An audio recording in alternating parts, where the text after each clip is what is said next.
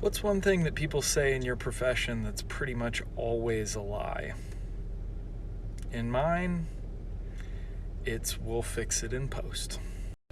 What's one thing that people say in your profession that's pretty much always a lie? Oh, I've been waiting for this one. So when you go to pump a septic tank, you dig up the tank and you take the lid off. And most of the time, the homeowner is sitting there watching you. Now on top of the tank, there's gonna be like a crust layer.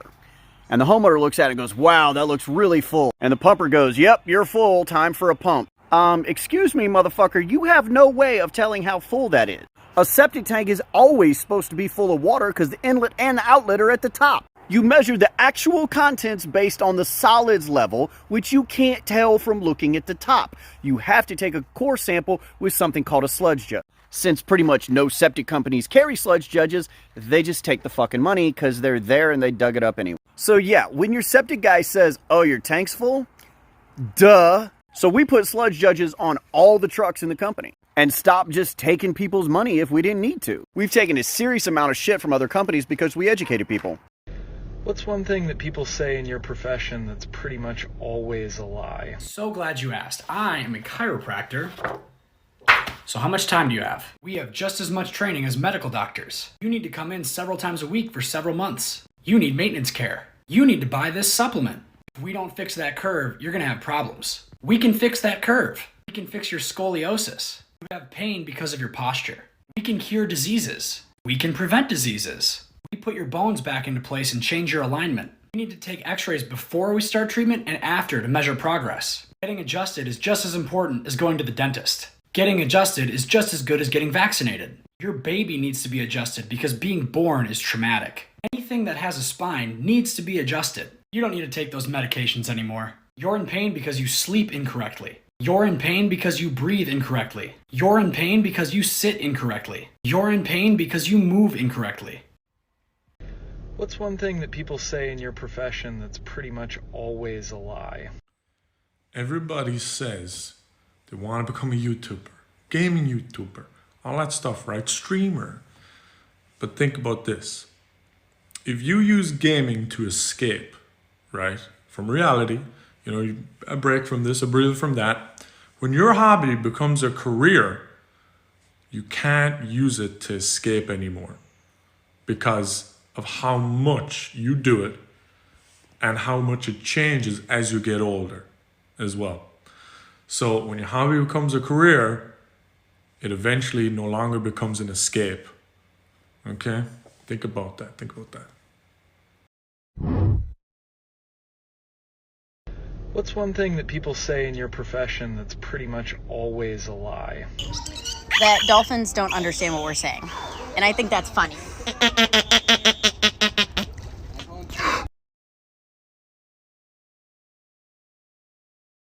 What's one thing that people say in your profession that's pretty much always a lie?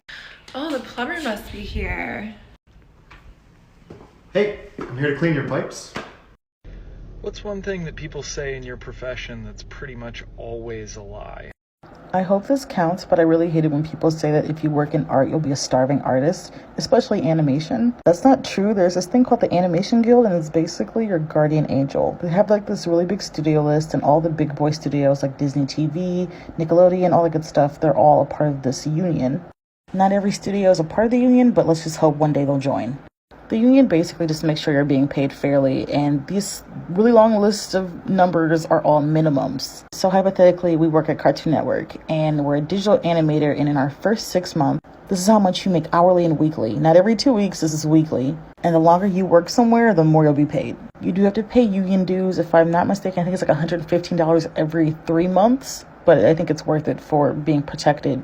And remember, a lot of these are just minimums. This is just the base pay. What's one thing that people say in your profession that's pretty much always a lie? I work at a bank and there's so many lies that banks tell us. Number one, I work to serve you. No, I don't. If anything, we serve rich people, but you guys, we just use to maximize profits. Our job is to peddle as many products to you for you to buy so we can get more money out of you. Next one is the worst one. Pay attention. Free checking accounts. They're almost never free. It's either only promotional for a couple of months for new accounts, or there's a minimum balance requirement, which is always a couple of $1,000s, which most cannot afford. Or there's like hidden fees, or if you use the card too much, we're gonna charge you for it. Which brings us to something you've all heard. It's good practice to keep more money in your checkings. False. Banks just have to pay more interest on savings, which they don't want to do. So they created this line, people fell for it, and now it's a common myth. That ties together with a minimum checking account balance. That's why it's so high usually. Banks will not rest until they get every single penny out of poor people. There's so much more I could say, but let me know if you guys want a part 2. What's one thing that people say in your profession that's pretty much always a lie? Oh, I'm so glad that you asked. It's definitely when other tattoo artists blame their clients for their own blowouts. Let me show you. If you don't know what a blowout is, it's when your artist goes a little too deep. Here's a good example. This is kind of what it looks like most of the time. It's just like this hazy kind of blue mess underneath the tattoo. This is a more extreme example, but it can definitely happen like this too, where it kind of looks like a big bruise over it. I've had an alarming amount of clients that have come through and said that they've taken their tattoo back to their tattoo artist to see what was going on, and they've been blamed for poor aftercare, and that's just not the case. That happened during the tattoo. No amount of aftercare is going to fix that.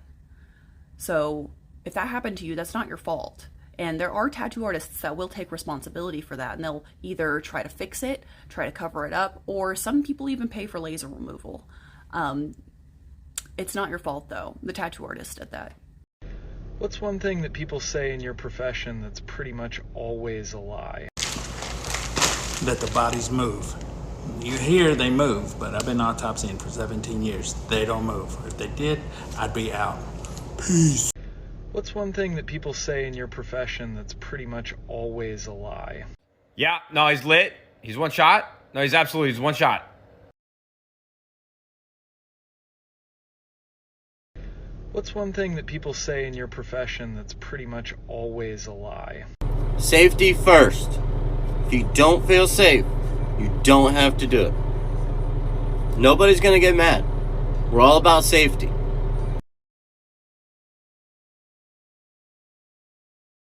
What's one thing that people say in your profession that's pretty much always a lie? I work at a smoke shop. Sit down, this is gonna take a bit. This glass was double blown. It's unbreakable glass. This 510 threaded vape pen is definitely good and reliable and won't break after like 2 weeks because you overpowered it over an hour on your cell phone. All of these papers are slow burning. Try a Juul, it'll help you stop smoking. This isn't diet weed.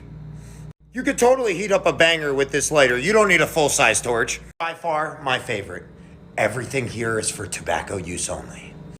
What's one thing that people say in your profession that's pretty much always a lie? So I'm not a Spanish teacher yet, but I am working on my credential in order to become one, and I took Spanish classes in high school and college, so I feel like I can speak on that. So in the US, Spanish is usually taught in high school and college as a foreign language, and students will receive foreign language credit for taking it. This is not accurate because Spanish is not a foreign language in the United States. The US is home to nearly 60 million Spanish speakers, and the only country with more Spanish speakers is Mexico, so technically the United States is the second largest Spanish speaking country in the world. We're talking multiple generations of people speaking Spanish from birth.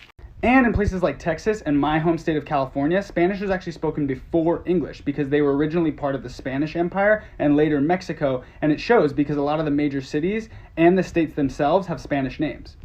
And there are distinct varieties of Spanish that are only spoken in the United States. And the US has no official language, so speak Spanish, it's super American.